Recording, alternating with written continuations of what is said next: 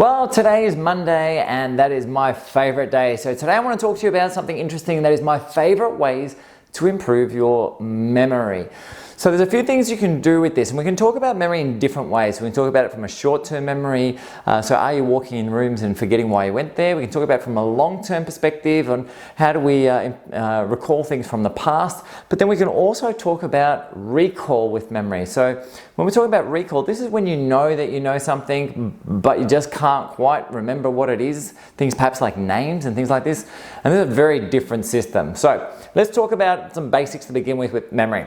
So what we understand is short-term to long-term memory conversion is primarily carried out by a structure in the brain known as your hippocampus.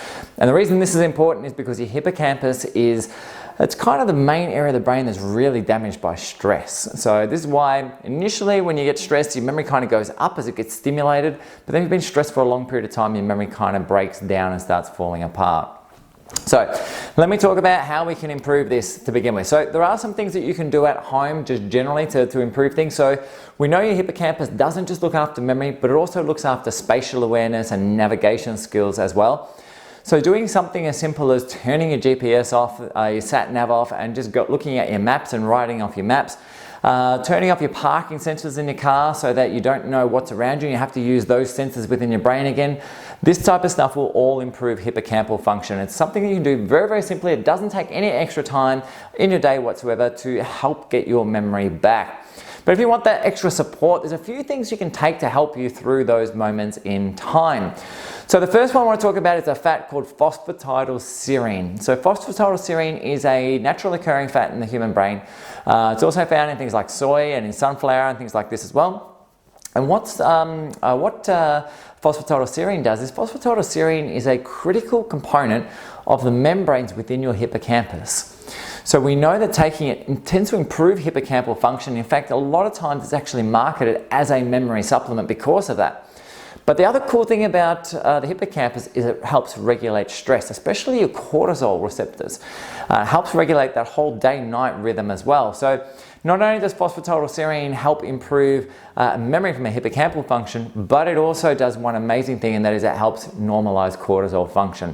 We can then also look at improving blood supply to the brain. So doing things especially like aerobic exercise, simple, light, easy exercise where you're not getting your heart rate up, you're keeping it quite low, can work quite well at doing it as well.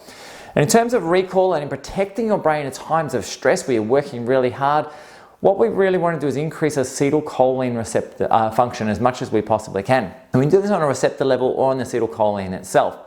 So when we talk about this, things like lecithin, which has phosphatidylcholine in it, can help bring those levels up and help that. Even improving your glucose regulation can help with that as well. But there's one substance that we really love using here, and that is a herb called bacopa. Bacopa is amazing. It's an acetylcholine reuptake inhibitor.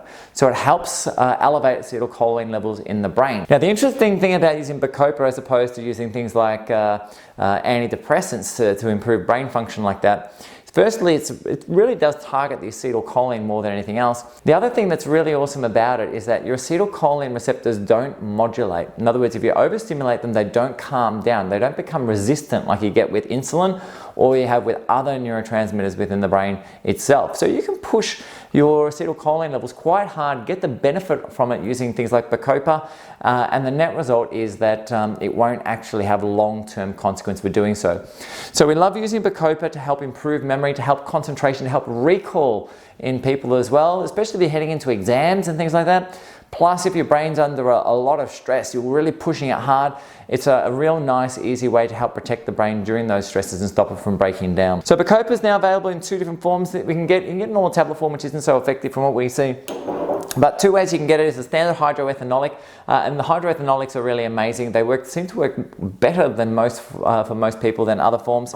But now for those who can't handle alcohol, you can also get it in what we call glycetract form, which is where it's not in sugar, but it's dipped in glycerine rather than alcohol.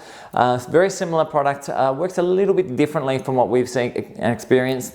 Both of these can also help anxiety somewhat as well. but Bacopa is a fantastic herb that does remarkable things to help keep the brain calm, keep it sustainable in times of high use, and also to help improve your memory as well. Anyway guys, if you have any questions with Bacopa or any other ways that you can improve your memory, or if you've got some good ideas yourself that you think work, just post them up below or get in touch with me. Always happy to help out in any way, shape or form we can. My team is always here for you. We'll catch you in the next vid. Bye for now.